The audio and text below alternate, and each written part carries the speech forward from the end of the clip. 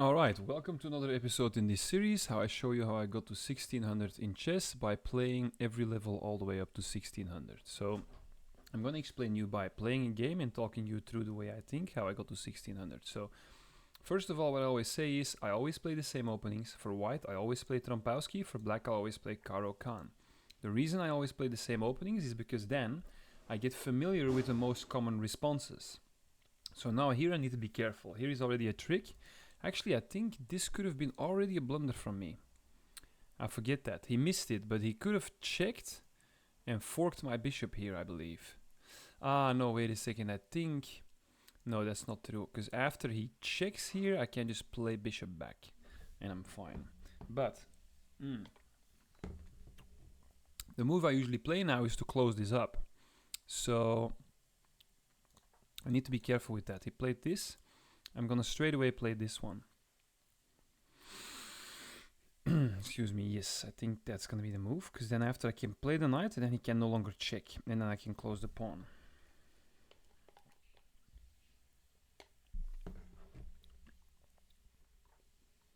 Okay, he develops a knight, I develop my knight. So, I always play the same opening. Again, reason being is that I get very familiar with the most common answers, and he just hung his queen. Yeah, so that happens.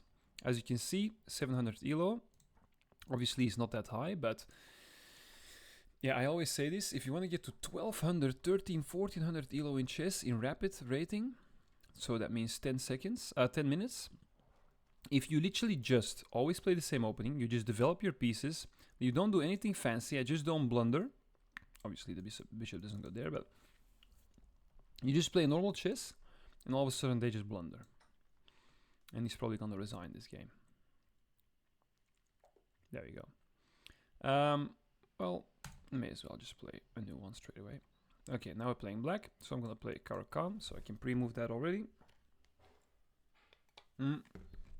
Normally it's not as good to play Caro-Kann against d4. Works best against e4. But sometimes I play it anyway, and I can still make it work. Now I want to get this bishop out. Same principle than when I just played with white. Get the bishop out, because if I then close the door here, then the bishop is not stuck. So if I would play pawn first before I develop the bishop, now this bishop is stuck behind this pawn. You see? So that's not good. The bishop needs to be having the room. So I'm going to close this pawn up for my pawn pyramid here. I have to slide back. If he moves there, it's a bit uncomfortable. I could have played there, actually. I don't know why I played here. Anyway, life goes on. I'll play knight there.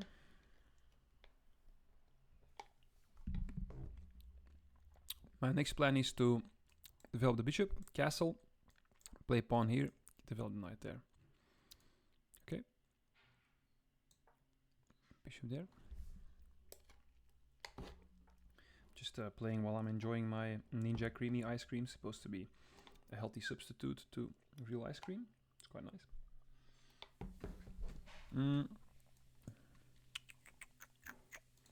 Just gonna castle. So, excuse me.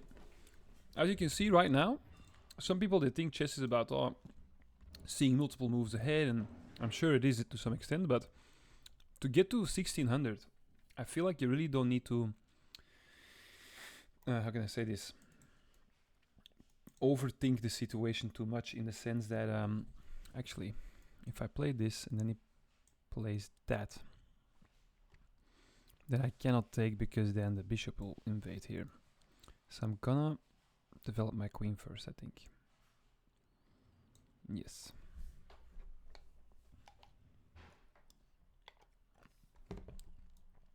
Now I'm playing here.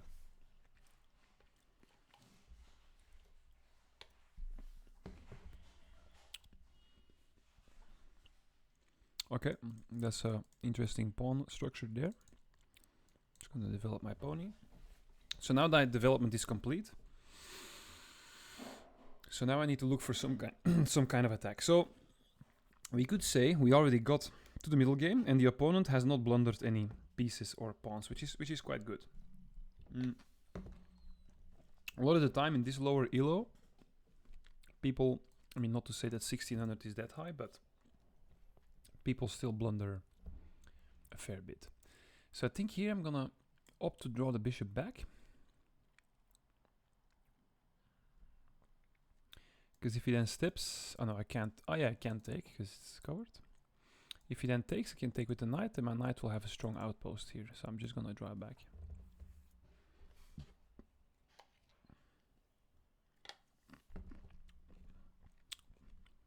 If he steps, I'll take. If he takes, I'll take. And now this is actually, oh, not yet. I was thinking, this looks a bit weak, but the knight's still covering it.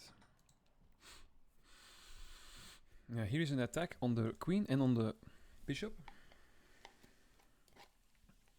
So, one of the rules in chess is to take is a mistake. So here to take would be a mistake because I don't want to take if it does not improve my position. I only want to take if something improves my position, and now he just hung a bishop. So after I move here, now he has to move the queen, there or there, and I can just take the bishop for free with check, and then I can come back with the knight, and the knight will be saved as well, so that's not good for him. You see, that was just a result from respecting that rule to take is a mistake. If I would have taken here, he would have taken back. My knight could not hop here because this pawn here would be defending that square. Just because I did not take, he took. See, so he decided to take here, which allowed my knight to be in a strong outpost here and have a lot of control here. See, so a lot of chess is about control. I'm controlling those squares. So yeah, so I'm gonna take that with check. That's just a free bishop. Okay, I see. So I can't get back out safely because the king's covering. So I could just eat a pawn.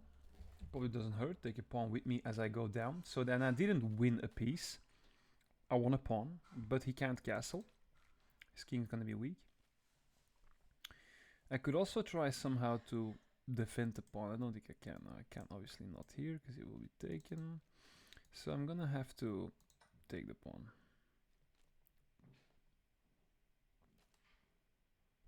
And he's probably gonna take back with the knight.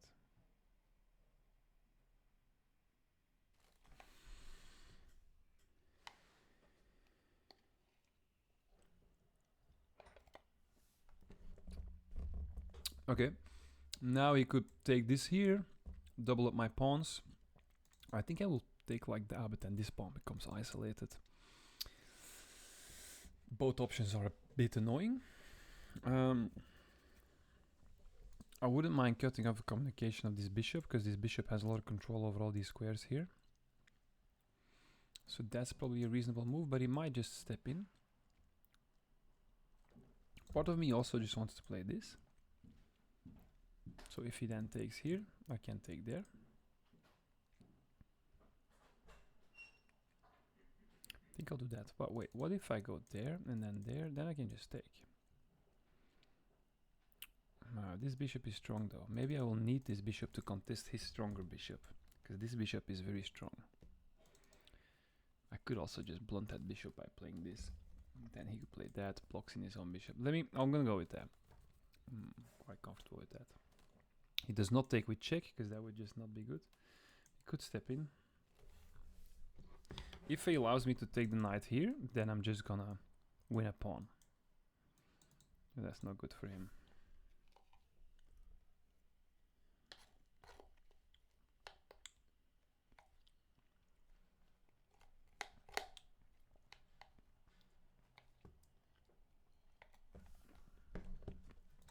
Okay, so the opponent decides to take there. That's check, but I can take that. I think I'm just gonna take that. Do I want to take that though? I can take this with check. And then once this moves, then I can take that.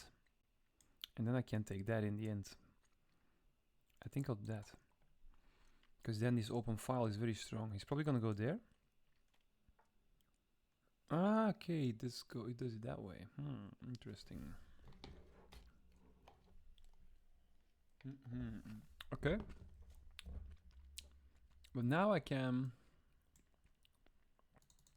I was gonna say I can play that. If takes, and then that bishop is blunted. I like that. Because he cannot move, right? He's pinned. So that's not a problem. And now I got two attackers on here. So he had to take it like that. I'm gonna take back like this. He cannot take this. Okay.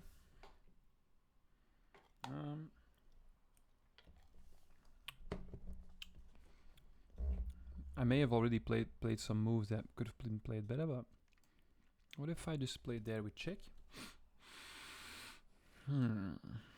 That cannot be bad, because he cannot take back. It did break the pin with the knight though. Ah, but wait, now I can take here with check. See, and as you can see, it's another principle in chess. The more pieces of you that you get on his side of the board, the easier it will be to find tactics. So I already got my bishop here, my queen here. If I can get now a rook in there, it's gonna be inevitable that I'm gonna find some kind of tactic that will end the game. Okay. That is just a free knight, because there is only one defender. I could also check here. And then he has to move there. And I can check there. And then I can win the queen. I think that's better. Unless if he decides to sack the queen and I take, then he takes and I take. It's all gonna come down to the same in the end, I think. So I think best move for him is just to give up the queen here. Because if he steps there, I'll have a reveal check here and then I'll take his queen. And that's gonna be bad altogether as well.